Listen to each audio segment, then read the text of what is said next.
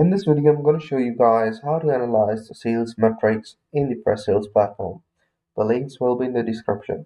So in the 2026, I don't think it's a big of a headache to analyze the sales metrics report. Personally, I divided it into three different categories. One is activity report, the second one is pipeline, and then third one is the outcome. So based on these three different metrics, I can either understand how many emails I have sent, how many messages I have sent, how many calls I have made, what was the pipeline that I generated, and at the end of the day, what was the outcome, what was the deals that I closed. So based on these reports, I'll be able to understand the sales metrics completely. And then there is a curated report.